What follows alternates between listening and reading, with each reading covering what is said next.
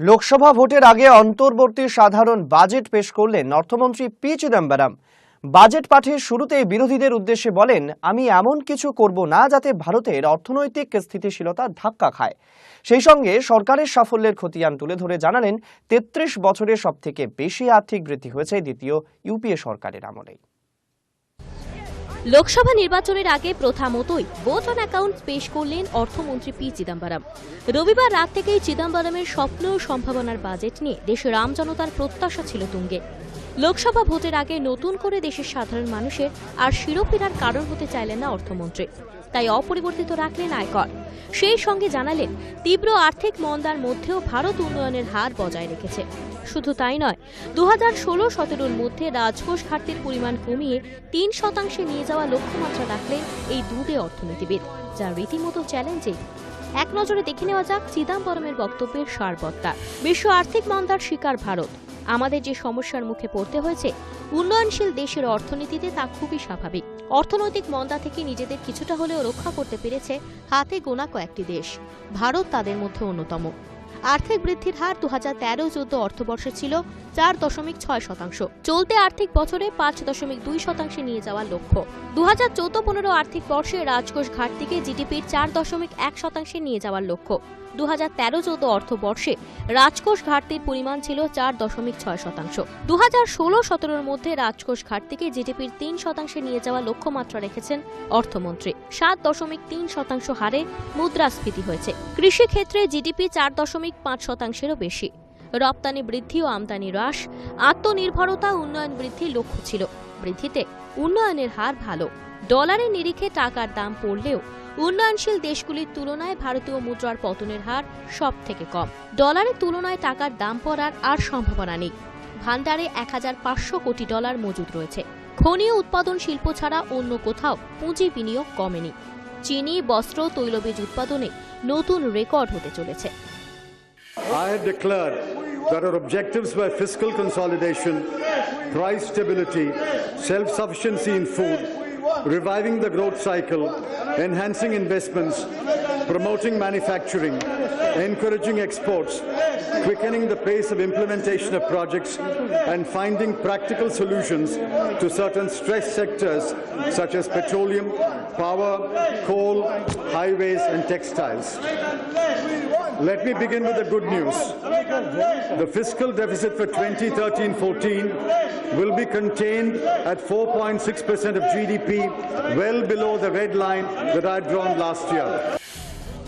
একই সঙ্গে বিরোধীদের উদ্দেশ্যে কেন্দ্রীয় অর্থমন্ত্রীর বার্তা, এমন কিছু করব না যাতে ভারতের অর্থনৈতিক স্থিতিশীলতা ধাক্কা খায়। লোকসভা ভোটের আগে বিরোধী শিবির থেকে বারবার অভিযোগ তোলা হচ্ছে কেন্দ্রীয় সরকার নীতিহীন। এদিন তারও সাফ জবাব দিয়েছেন চিদম্বরম। তিনি জানালেন, ইউপিএ 2 সরকারের নীতিহীনতার অভিযোগ ভিত্তিহীন। গত 10 বছরে কার্যত রেকর্ড করেছে ইউপিএ সরকার। 2 বছর আগে ভারতের অর্থনৈতিক অবস্থা যা ছিল তার থেকে বর্তমান পরিস্থিতি অনেকটাই ভালো। গত 10 বছরে ইউপিএ 1 এবং ইউপিএ 2 সরকারের আমলে আর্থিক বৃদ্ধির হার 6.2% পৌঁছেছে। মুদ্রাস্ফীতি কমেছে, বেড়েছে আর্থিক বৃদ্ধি। ইউপিএ সরকার বেশ কয়েকটি সাহসী সিদ্ধান্তও নিয়েছে। ব্রিটিশ আমলে তৈরি জমি অধিগ্রহণ আইনের বদল নতুন আয়কর আইন ও পেনশন আইন আনা হয়েছে। চলতি অর্থবর্ষে রাজ্যগুলিকে বরাদ্দের পরিমাণও বাড়ানো হয়েছে। অর্থনীতির দিক থেকে এখন বিশ্বের একাদশ বৃহত্তম দেশ ভারত। একদিন বিশ্বের অর্থনীতি নির্ভর করবে ভারতের উপর। Let history be the judge of the last 10 years. I owe duty to my colleagues to report on some of the major achievements in the current financial year that concerns the economy of the country and the welfare of the people. We are not simply looking back, we are actually looking forward. And therefore, I shall also report on the initiatives that are being taken by my colleagues. সবশেষে UPA সরকারের বর্ষিয়ান নেতা তথা প্রধানমন্ত্রীকে ধন্যবাদ জানাতে ভুললেন না অর্থমন্ত্রী পি চিদম্বরম। বাজেট পেশের সময় আরেক দুঁদে অর্থনীতিবিদ ডক্টর মনমোহন সিং মন দিয়ে শুনেছেন বাজেটের পুঙ্খানুপুঙ্খ। মনে মনে হয়তো হিসেবও কষেছেন, এই বাজেটের হাত ধরে কি ইউপিএ সরকার পুনরায় মসনদে ফিরে আসবে? উত্তরটা পেতে হয়তো আর খুব বেশি দিন অপেক্ষা করতে হবে না। তবে প্রবীণ এই অর্থনীতিবিদকে ধন্যবাদ জানিয়ে পি চিদম্বরম জানালেন, অর্থমন্ত্রী থাকাকালীন মনমোহন সিং আমাকে যে সাহায্য করেছেন তার জন্য ধন্যবাদ। High news network. অন্তর্বর্তী বাজেট পেশের সময়ও চেনা ছকের বাইরেই বেরোতে পারলেন না চিদম্বরম। ভোটের আগে কোনো ঝুঁকি না নিয়ে সবার মন রাখলেন। বিভিন্ন প্রকল্পে বরাদ্দ বাড়ানোর কথা ঘোষণা করলেন অর্থমন্ত্রী P Chidambaram. Is barely a year old. Money is being transferred to beneficiaries under 27 identified schemes, including the National Social Assistance Program. A total of 54,20,114 transactions have been put through until 31/1/2014, and rupees 628 crore is being transferred. Another sum of rupees 3,370 crore has been transferred to 2.1 crore LPG beneficiaries. The latter scheme has been put on hold for the time being, pending resolution of some difficulties that have been pointed out. However, let me reiterate that the government remains fully committed to Aadhaar, under which 57 crore unique numbers have been issued so far, and to opening bank accounts for all Aadhaar holders in order to promote financial inclusion. Who needs Aadhaar? It is those who are at the bottom of the pyramid, the poor, the migrant workers, the homeless, and the oppressed who need Aadhaar. And we will ensure that they get Aadhaar. I have no doubt that in course of time, even critics of Aadhaar will realize that Aadhaar is a tool of empowerment. Madam, I shall now give an overview of the interim budget. In some years, we over-provide in the budget. In those years, savings are inevitable. Because if there is lower than expected growth, there will be lower than estimated revenues as well. 2013-14 has been one such year. I'm afraid we will not be able to spend the budgeted plan expenditure, but non-plan expenditure will exceed the budget by a small amount. In order to sustain the pace of plan expenditure, I have decided to keep plan expenditure in 2014-15 at the same level at which it was budgeted in 2013-14. In 2014-15 is estimated at rupees 12,07,892 crore.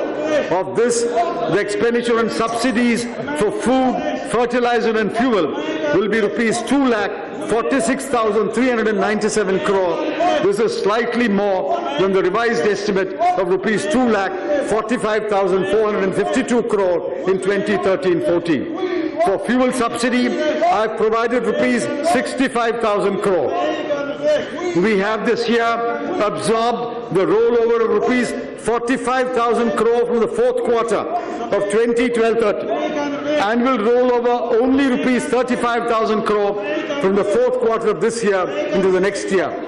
Rupees 1,15,000 crore has been allocated for food subsidy, keeping in mind our government's firm and irrevocable commitment to implement the National Food Security Act throughout the country. The allocation for defence has been enhanced by 10% from rupees 2,03,672 crore in BE 2013-14 to rupees 2,24,000 crore in 2014-15. Madam, honourable members are aware of the long-standing demand of the Defence Forces for one rank, one pension. It is an emotive issue, it has legal implications, and it has to be handled with great sensitivity. During the tenure of the UPA governments, changes in the pension rules applicable to the defence services were notified on 3 occasions in 2006, 2010 and 2013. As a result, the gap between pre-2006 retirees and post-2006 retirees has been closed in 4 ranks, subject to some anomalies that are being addressed.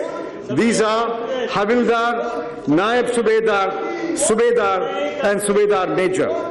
There is still a small gap in the ranks of Sepoy and Nayak, and a gap in the ranks of Major and above.